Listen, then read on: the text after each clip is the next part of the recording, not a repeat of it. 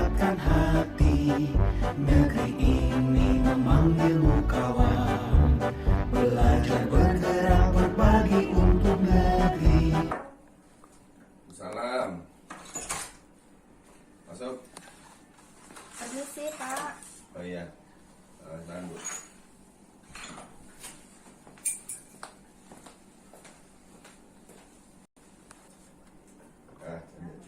Gimana, Bu? Gini, Pak. Sebelumnya saya mohon maaf dan mohon izin kepada Bapak. Yang pertama saya mengganggu Bapak nih, minta waktunya sebentar, Pak, untuk mewawancari Bapak mengenai bagaimana cara pengambilan keputusan ketika menemui benturan adanya dilema etika. Ya, jadi gini, Pak. Selama Bapak memimpin sekolah di SMP Negeri 24 Bandar Lampung, bisa tolong diceritakan, Pak, bagaimana Bapak dapat mengidentifikasi kasus-kasus yang merupakan dilema etika atau bujukan moral, Pak? Ya. Terima kasih. Kalau yang memang beragam daripada permasalahan yang ada atau persoalan yang ada di sekolah ya, karena jumlah guru dan juga latar belakang serta yang lainnya. Jadi untuk yang dilema etika kayaknya pada prinsipnya kan ada dua kebijakan yang harus saya ambil secara bijak, di mana kedua hal tersebut itu sama-sama penting, tetapi harus diambil kebijakannya salah satunya. Ambil contoh misalnya, katakanlah ada seorang guru yang kebenaran katakanlah aktif, kemudian suatu ketika dia ini meminta izin untuk berangkat umroh. Nah, berangkat umroh, di satu sisi si guru tersebut ingin melaksanakan ibadah umroh tersebut dalam rangka untuk mempertambah ketakwaannya. Kalau ketakwaannya tinggi, nantinya juga dia akan memberikan pembelajaran ataupun dalam bekerja itu juga punya niatan yang bagus lah, gitu, ada kekuatannya. Sementara kalau dia pergi umroh kan meninggalkan jam itu ada kaitannya dengan sertifikasi, karena kalau sertifikasi itu kan dibayarnya berdasarkan absensi. Nah, tapi ini sama-sama penting. Jadi kalau solusinya seperti ini, yang pertama, kalau umroh itu kan memang daftarnya jauh hari, berarti sudah direncanakan. Sementara kalau yang sertifikasi juga memang sudah keputusan yang lama dan memang juga merupakan hak dia untuk kesejahteraannya. Dalam hal ini saya mengambil langkah tangannya. Yang pertama, saya tetap mengizinkan bagaimana caranya dia tetap menjalankan ibadah umroh untuk ibadah dia, tetapi anak saya tidak diterbengkalaikan. Nah, oleh karena itu solusinya yang pertama, saya tetap memberi izin untuk yang ibadah, karena tidak setiap hari pelaksanaan ibadah. Kalau ngajar kan setiap hari. Yang kedua, dia harus mencari guru pengganti selama dia berangkat umroh, supaya anak ini tidak menjadi korban. Jadi sama-sama anak haknya tetap kita penuhi, kewajiban mengajar ada, dia mencari orang dengan mengeluarkan biaya dari yang bersangkutan. Nah, itu untuk yang kebijakan yang saya ambil dalam tangannya.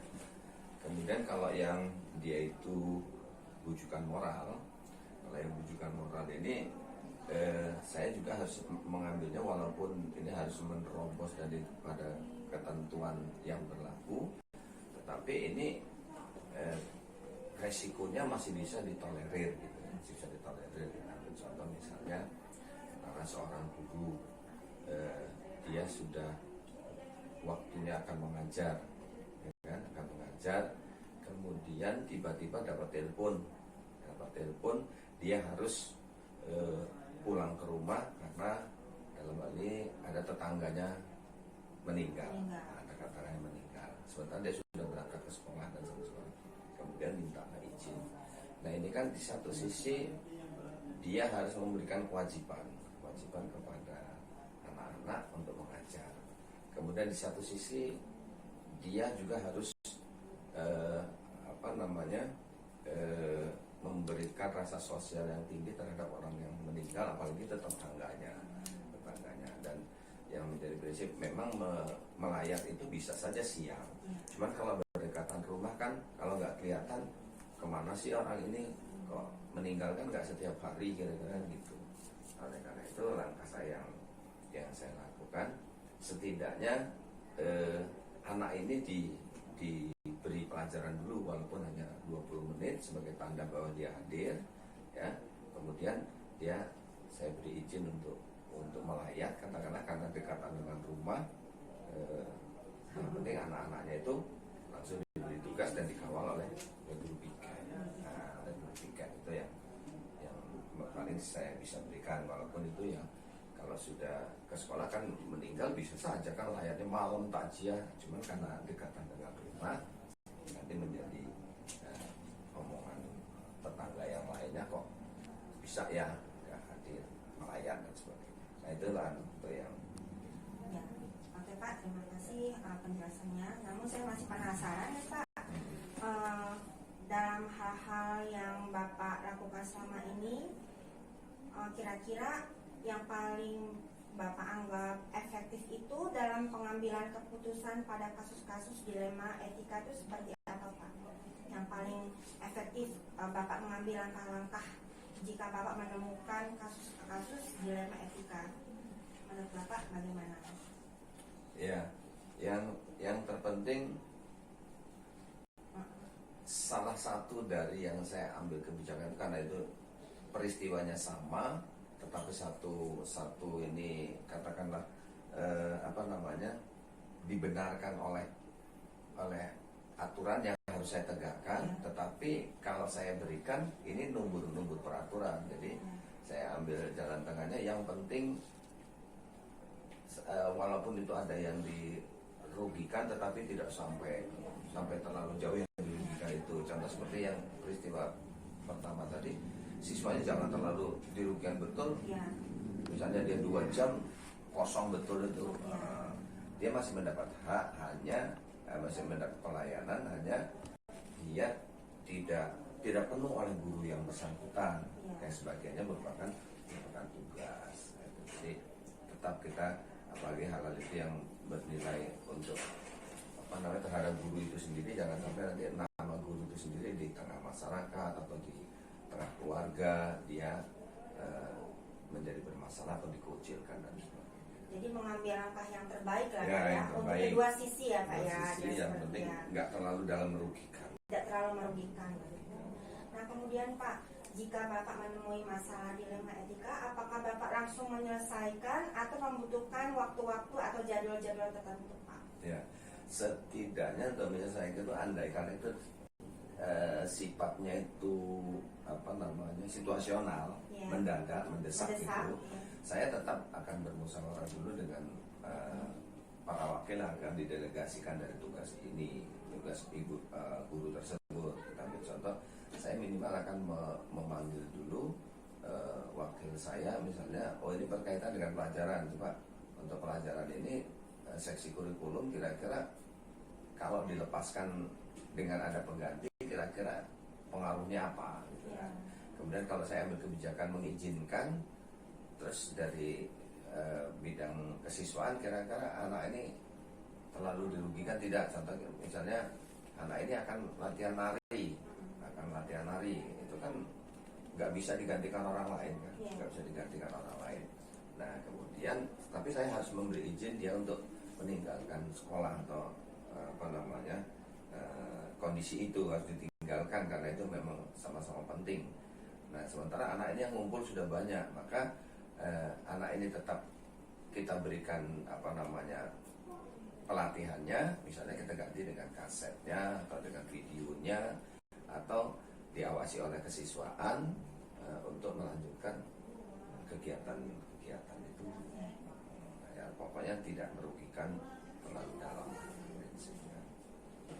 Nah kemudian Pak, kira-kira dalam Bapak menghadapi kasus-kasus yang berhubungan dengan dilema etika ini, menurut Bapak apa yang paling menantang Pak untuk menghadapi menyelesaikan masalah-masalah yang terdapat di dilema etika yang ada di sekolah Bapak pimpin? Yang paling menantang apa gitu? Ya, yang paling menantang ini kita ambil contoh begini. Seorang guru ataupun karyawan saya, ya, karena anak buah saya, gitu. Dia ini juga suaminya umumnya ibu-ibu nih. Ya. Kalau suami kan nggak mungkin ikut ke istri, Ya. pasti istri yang ikut ke suami. Kebetulan dia seorang guru dan suaminya itu seorang katakanlah polisi atau tentara gitu ya. Sementara di aturan polisi itu ada hari tertentu yang memang harus dan wajib seorang istri itu menjadi pendamping suami di misalnya di Persib, Bayangkara ya, atau Bayangkari misalnya kan. Nah, ini dalam hal ini untuk memberikan izin itu ya saya harus berkoordinasi dengan instansi terkait. Ya. Setidak-tidaknya saya harus minta jadwal dia pertemuannya. Kemudian saya koordinasikan dengan seksi pengatur jadwal kurikulum dalam hal ini supaya disinkronkan, jangan sampai ada jam ibu ini ataupun guru ini pada saat pertemuan yang bersamaan dengan instansi Polri ataupun tentara. Nah, setidak-tidaknya di guru ini yang memang wajib masuknya 5 hari sampai dengan hari Jumat misalnya, pada kala dia piket atau tugas tertentu yang tidak terlalu memberatkan, kasih izin. Toh itu pertemuannya hanya 1 bulan, nggak setiap minggu, diambilkan aja. Nah, itu. Jadi hal itu Pak yang paling menantang Bapak Ya. ya, karena ada berhubungan dengan instansi Kita polisi kita harus kerja sama, ya, gitu kerjasama, kan. ya. Nah, namanya kita, tapi kita harus menyelamatkan ibu ini juga dari aktif tugasnya. Ya. Oke Pak, kemudian apakah ada seseorang yang membantu Bapak ketika yang mempermudah Bapak pada saat pengambilan keputusan dalam kasus-kasus dilema etika Pak? Ada nggak seseorang yang memang bisa membantu Bapak dalam penyelesaian masalah-masalah yang ada di sekolah? Kalau yang pasti, karena kita ini organisasi kolektif kolegial dalam arti kata nggak bisa bekerja tanpa yang satu dan lainnya. Iya. Saya tidak hanya seseorang, Iya. seluruh wakil saya itu ada 3, jadi semua itu saya. Wakil Pak. Ya wakil sekolah dari kurikulum, sarpas dengan kesiswaan itu saya kumpulkan bila perlu sekaligus dengan para wali kelas karena menyangkut anak-anaknya gitu kan perwakilan. Tapi setidak-tidaknya ya 3 orang itu yang diminta untuk membantu saya mengambil suatu keputusan supaya bijak lah gitu. Jadi nggak cuma seorang ya Pak, Ya, ada 3 orang. 3 orang. Jangan sampai nanti yang satu kita ajak bermusyawarah, yang satu nggak dikasih tahu. Oh kayak gitu toh, saya nggak tahu tuh. Jadi nggak pada lempar-lemparan. Tapi kalau misalnya semua diajak, oh iya memang benar harus seperti ini. Ya, oke Pak, yang terakhir ya Pak ya, Ya. yang terakhir dari semua hal yang telah Bapak sampaikan, itu pembelajaran apa Pak yang dapat Bapak petik dari pengalaman Bapak dalam mengambil keputusan dilema etika Pak? Ya, pengalaman yang bisa kita ambil setidaknya kita semakin dewasa bahwa guru itu juga punya latar belakang yang berbeda, baik latar belakang keluarga maupun latar belakang lainnya. Jadi kita memang harus menyelami satu-satunya guru. Ada guru yang mungkin anaknya di rumah itu berkebutuhan khusus yang memang memerlukan perhatian dari anak buah kita. Terus suaminya punya temperamen apa. Kadang-kadang ini juga kan akan mengganggu. Ada yang suami itu pokoknya kamu kalau ngajar sampai jam sekian harus pulang. Sementara di sekolah kan kadang-kadang ada lemburan tambahan, ada kasus apa dia harus datang. Nah, kalau ketemunya seperti itu kita harus tahu satu-satunya apa latar belakang guru. Ada juga yang misalnya anaknya ada yang memang jam sekian harus dijemput, jam sekian harus makan karena dia mungkin ya itu tadi yang berkebutuhan khusus dan sebagainya, perlu perhatian khusus dan gak bisa dengan orang lain kan. Nah, itu kita di situ punya apa ya, tambahan kedewasaan dan pengalaman bahwa oh berarti anak buah kita itu memang dari latar yang harus kita bisa menyikapinya, kerjasama dengan pengatur jadwal supaya yang ini jalan, dia tanggung jawab sebagai ibu rumah tangga berjalan, sebagai orang tua berjalan, tapi pekerjaan juga mendidik anak-anak juga jalan.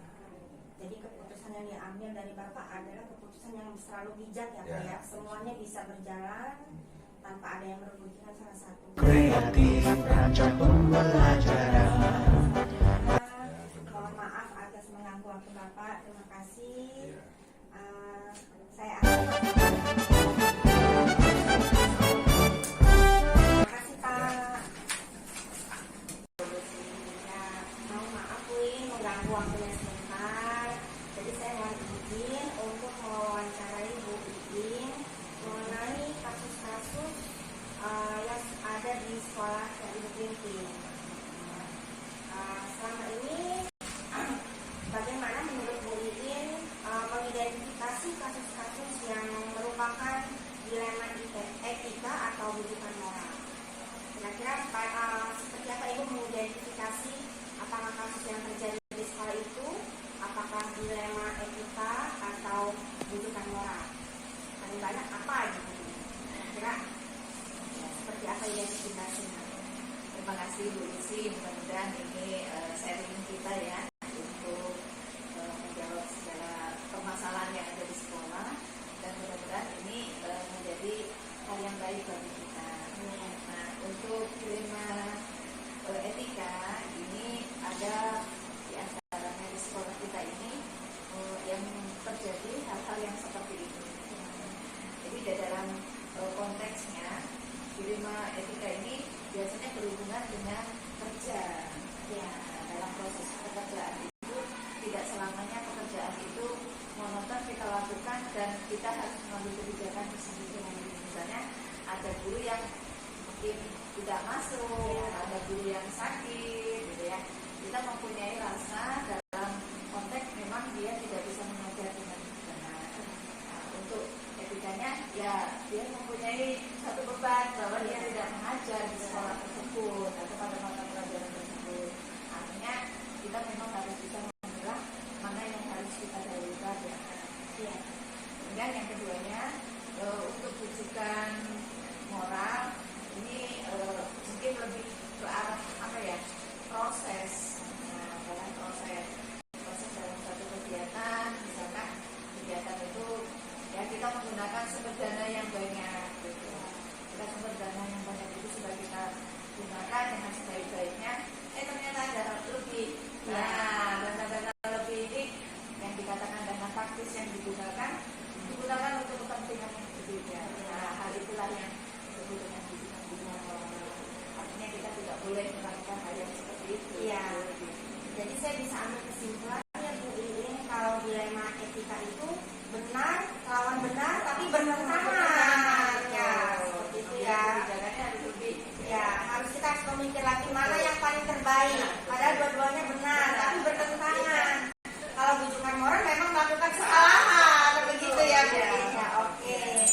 Nah, selama ini bagaimana menurut Bu Iin dalam menjalankan pengambilan keputusan di sekolah yang Ibu pimpin, yang sama-sama mengandung nilai kebenaran, kebajikan? Bagaimana Ibu mengambil keputusan tersebut?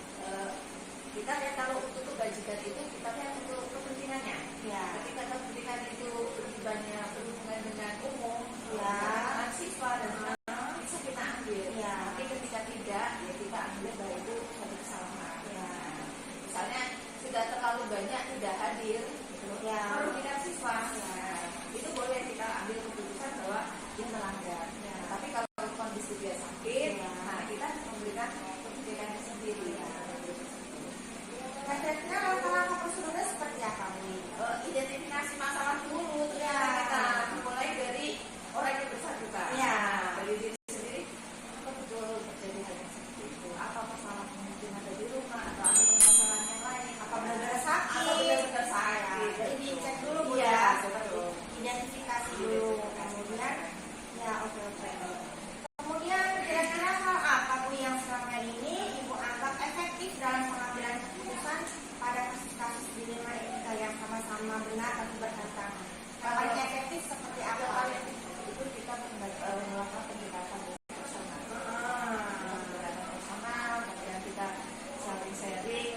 mencari suatu solusi ya. gitu. Kemudian Bu Iin, kira-kira selama Ibu mengambil keputusan, apa sih tantangan yang Ibu hadapi untuk pada saat menjalani atau menghadapi kasus-kasus dilema etika ini, apa yang paling menantang buat Bu Iin? Kalau dalam pengambilan keputusan itu kadang hati nurani. Hati nurani ya Bu ya. Jadi kadang waduh gimana ya, berpikir lebih jauh lagi, ditimbang-timbang dulu seperti itu ya Bu Iin ya. Itu yang paling menantang ya. Oh iya, oke Bu Iin. Nah, kira-kira pada saat Ibu menghadapi kasus-kasus dilema etika tersebut, apakah dalam pengambilan keputusannya itu langsung atau ada jadwal-jadwal tertentu Bu? Ada waktu jedanya atau langsung saat itu juga Ibu langsung memutuskan? Kalau untuk pengambilan keputusan dan tindakan itu kita memang harus mempunyai waktu tertentu. Ya.